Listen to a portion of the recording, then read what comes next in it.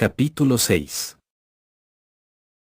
Por ahora, en este primer libro, no consideraremos todas las cosas más que como representación, como objeto para el sujeto, y de igual manera que a los demás objetos reales.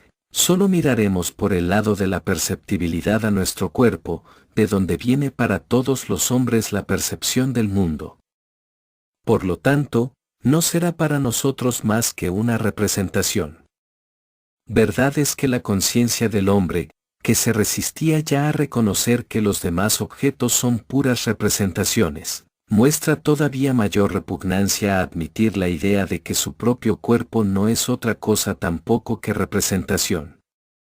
Viene esto de que la cosa en sí, en cuanto se manifieste como el propio cuerpo del hombre, le es conocida directamente, y cuando se objetiva en las demás cosas solo le es conocida inmediatamente. Pero la marcha de nuestras investigaciones hace necesaria esta abstracción, esta manera unilateral de examinar el problema, y requiere esta separación violenta de lo que es esencialmente conjunto. Debemos dominar aquella repugnancia y aplacarla con la perspectiva de que las consideraciones que expondré después vendrán a completar con otro el aspecto unilateral de la consideración presente, y a suministrarnos un conocimiento integral de la esencia del mundo. El cuerpo es aquí el objeto inmediato, es decir, aquella representación que sirve de punto de partida al sujeto para el conocimiento, que precede, con todos sus cambios inmediatamente conocidos, a la aplicación de la ley de la causalidad y que así suministra a ésta todos sus datos. La esencia de la materia consiste, como hemos visto, en su actividad. Pero no hay causa y efecto más que para el entendimiento, que es lo correlativo de la materia en la esfera subjetiva. Con todo, el entendimiento no llegaría jamás a aplicarse si además no tuviera alguna cosa que le sirviese de punto de partida. Esta otra cosa es la sensibilidad puramente sensitiva, el conocimiento inmediato de las mudanzas del cuerpo, por virtud de las cuales es este objeto inmediato. El conocimiento posible del mundo intuitivo está, pues, sometido a dos condiciones. La primera, si la enunciamos objetivamente, es la facultad que tienen los objetos materiales de obrar los unos sobre los otros, de producir mutuos cambios. Sin esta propiedad general de los cuerpos, a pesar de toda la sensibilidad de los organismos animales, no habría intuición posible. Si queremos enunciar subjetivamente esta misma primera condición, diremos, ante todo el entendimiento es lo que hace posible la intuición, pues sólo de él dimana y sólo por él impera la ley de causalidad, la existencia posible de un efecto y de una causa, y por consiguiente sólo para él y por él existe el mundo perceptible. La segunda condición es la sensibilidad de los cuerpos animales, o sea la propiedad que tiene ciertos cuerpos de ser directamente objetos del sujeto. Los simples cambios que experimentan los órganos sensitivos, por virtud de las impresiones exteriores que les son específicamente propias, pueden llamarse ya representaciones, en tanto que no provocan ni dolor ni placer, es decir, que no tienen una significación inmediata para la voluntad, y las percibimos, sin embargo. No se dirigen, pues más que al conocimiento, y en este sentido digo que el cuerpo es conocido inmediatamente o que es objeto inmediato. Pero con todo, la noción de objeto no debe tomarse aquí en su acepción más estrecha, porque este conocimiento inmediato del cuerpo animal, que precede al empleo del entendimiento y que no es más que una mera sensación, no permite todavía percibir como objeto, propiamente dicho, nuestro mismo cuerpo, sino solo los cuerpos que han obrado sobre él. Esto depende de que todo conocimiento de un objeto propiamente dicho, o sea de una representación perceptible en el espacio, no existe más que por el entendimiento y para el entendimiento, luego no precede a su empleo, sino que le sigue. De donde resulta que no llegamos al conocimiento de nuestro propio cuerpo como objeto propiamente dicho, es decir, como representación intuitiva en el espacio, más que por una vía mediata, Después de la aplicación de la ley de causalidad a la acción de una de las partes de este cuerpo sobre otra, como, por ejemplo, cuando el ojo ve nuestro cuerpo o nuestra mano le toca. Por consiguiente, la sensibilidad general no nos enseña nada sobre la forma de nuestro cuerpo. Solo por virtud del conocimiento, solo en la representación, es decir, solo en el cerebro, llega a nuestro cuerpo a presentárselos como algo extenso, provisto de miembros y órganos. Un ciego de nacimiento adquiere esta representación poco a poco, por medio de los datos que le proporciona el tacto. Un ciego de nacimiento que no tuviera manos no llegaría jamás a conocer la forma de su cuerpo, o a lo sumo conseguiría construirla por deducción, muy lentamente, a consecuencia de la acción que los demás cuerpos ejercerán sobre el suyo. Cuando llamamos a nuestro cuerpo objeto inmediato hay que entenderlo con esta restricción. Dicho esto, resulta de cuanto hemos expuesto que los cuerpos de todos los animales son objetos inmediatos, es decir, el punto de partida de la intuición del mundo para el sujeto, el cual lo conoce todo y, por lo mismo, de nadie es conocido. Por consiguiente, el conocer, así como el moverse por motivos sacados del conocimiento, es el verdadero carácter de la animalidad, como el moverse por virtud de excitaciones es el carácter de la planta. En el reino inorgánico no hay otro movimiento que el que provoca las causas, propiamente dichas, en la acepción más estricta de la palabra. Todo esto lo he explicado determinadamente en mi disertación sobre el principio de razón, en la Ética, primera, disertación, 3, y en la vista y los colores, capítulo 1. Vemos, pues, que todos los animales, hasta los más inferiores, están dotados de entendimiento, pues todos conocen objetos, y este conocimiento es el motivo determinante de sus movimientos. El entendimiento es el mismo en todos los animales y en todos los hombres, tienen en todas las mismas formas simples, a saber, conocimiento de la causalidad, pasó del efecto a la causa, o de la causa al efecto, y nada más.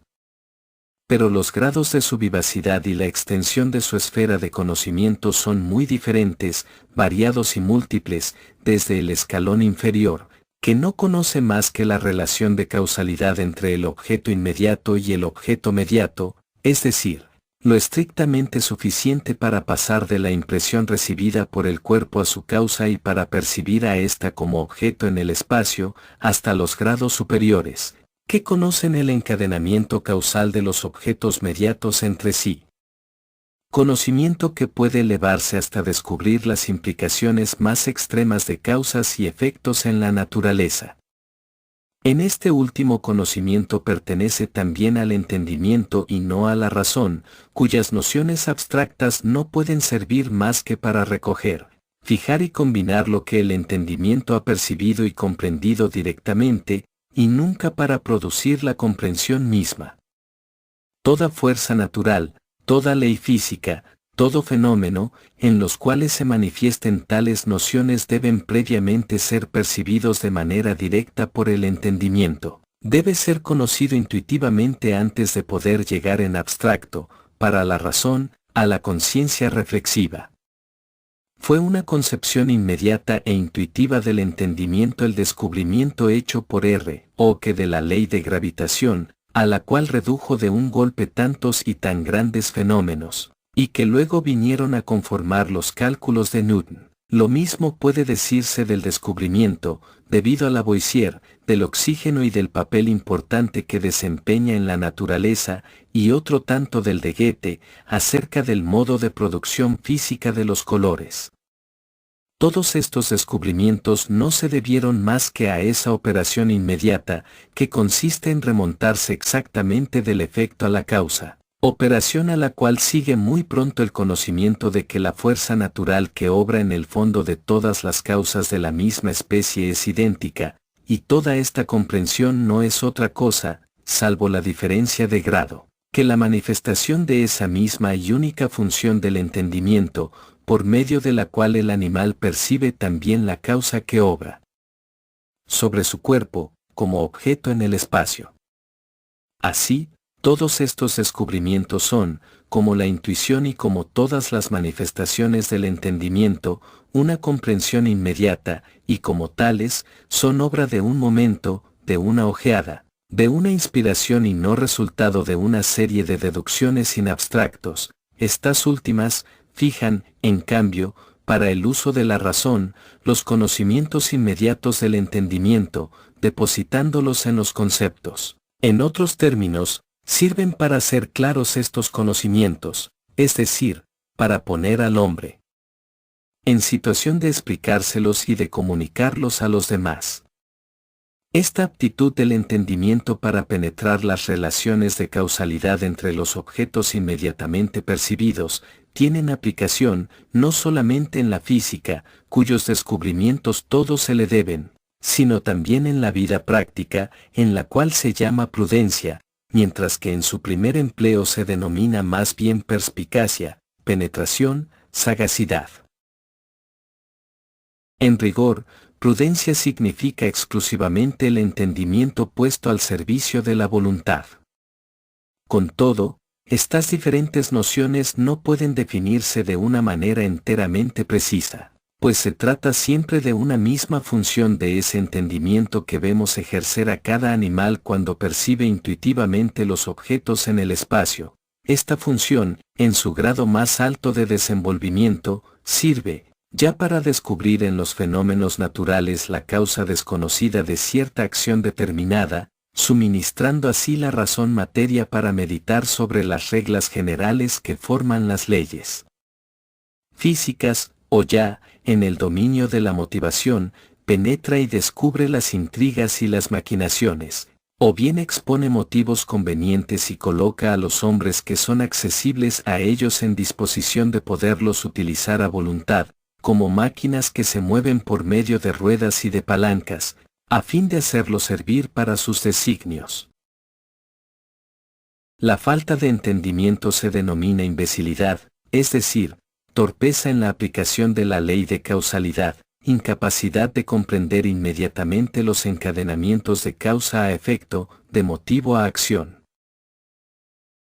El hombre imbécil no ve el enlace de los fenómenos físicos, no los entiende ni allí donde aparecen entregados a sí mismos, ni allí donde son dirigidos, VGR, cuando se emplean en hacer marchar una máquina, por esto cree fácilmente en brujerías y milagros. El imbécil no advierte tampoco que las personas, en apariencias independientes unas de otras, obran en realidad por virtud de una inteligencia entre ellas, así que se deja burlar y engañar. No ve los motivos ocultos de los consejos que le dan, de los juicios que oye emitir, etc. Lo que le falta siempre es la precisión, la rapidez, la facilidad en aplicar la ley de causalidad, en una palabra, la fuerza del entendimiento. El ejemplo más sorprendente de imbecilidad que he conocido y el más instructivo para el asunto que examinamos es el de un muchacho de 11 años, totalmente idiota, que se hallaba en un manicomio. Poseía razón, puesto que hablaba y comprendía, pero en lo tocante al entendimiento estaba por debajo de muchos animales. ¿Cuántas veces me veía?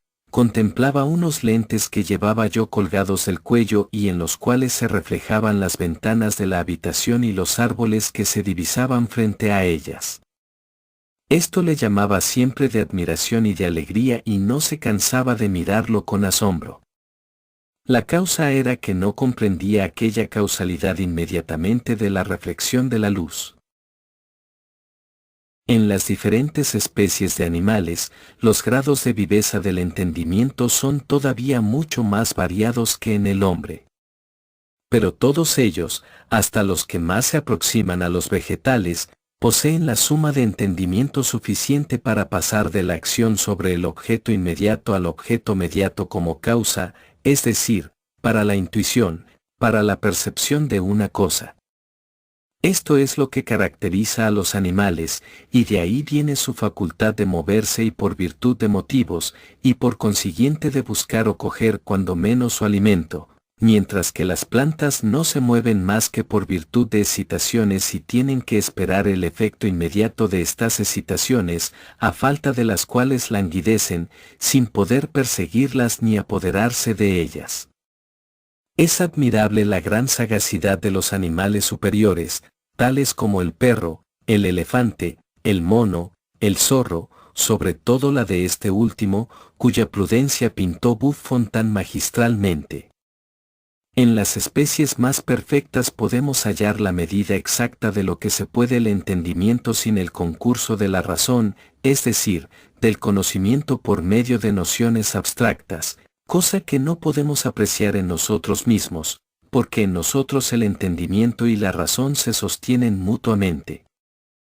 La falta de razón en los animales es lo que hace que las manifestaciones de su entendimiento nos parezcan unas veces tan superiores y otras tan cortas. Por una parte, nos sorprende la sagacidad de aquel elefante que, durante su viaje por Europa, después de haber atravesado por multitud de puentes, se niega a pasar por uno, aunque veía que pasaban por él, como de ordinario, los hombres y caballos que le acompañaban, siendo el motivo de su resistencia el juzgarle poco sólido para su peso. Por otra parte, nos asombra que los inteligentes orangutanes no sepan conservar, echándole nuevos leños, el fuego que encuentran encendido y en torno del cual se calientan, lo que prueba que esto existe ya alguna reflexión, imposible sin la ayuda de conceptos.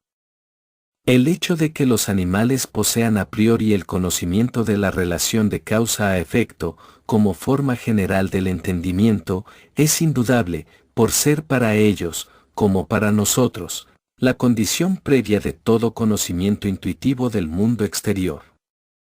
Si se quiere tener un testimonio más especial de ello, no hay más que observar, por ejemplo, como un perrito de poco tiempo no se atreve a saltar desde una tabla al suelo, deseándolo, porque prevé el efecto del peso de su cuerpo, aunque jamás haya hecho este experimento particular.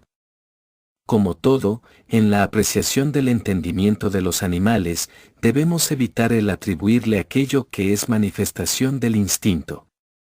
Este, cuyo efecto es análogo muchas veces a la acción reunida del entendimiento y de la razón, es una facultad distinta de las otras dos. El estudio del instinto no es de este lugar. Lo haremos en el libro segundo, al tratar de la armonía o teleología de la naturaleza. Hemos visto que la falta de entendimiento se llama invencibilidad. Veremos luego que la falta de razón en su aplicación práctica es la necedad, y la falta de juicio la simpleza o bobería. Por lo último, la ausencia parcial o total de la memoria es la locura. Estudiaremos todo esto en su lugar correspondiente. Lo que la razón conoce exactamente se llama verdad, es un juicio abstracto con razón suficiente. Disertación sobre el principio de razón capítulo 29 y siguientes. Lo que el entendimiento reconoce correctamente se llama realidad, o sea el sujeto pasó del efecto producido sobre el objeto inmediato, a la causa. Lo opuesto a la verdad es el error, que es una decepción de la razón, y lo opuesto a la realidad la ilusión, que es una decepción del entendimiento. La exposición detallada de estas materias puede verse en el primer capítulo de mi disertación sobre la vista y los colores. Produce la ilusión cuando un mismo efecto puede serlo de dos causas completamente diversas, de las cuales una obra muy frecuentemente y la otra rara vez, el entendimiento, que no tiene dato alguno para distinguir la causa que obra actualmente, puesto que el efecto es idéntico, admite siempre la causa habitual, y como su actividad no es reflexiva y discursiva, sino directa e inmediata, la causa falsa se nos muestra como objeto intuitivamente percibido. En esto consisten las falsas apariencias.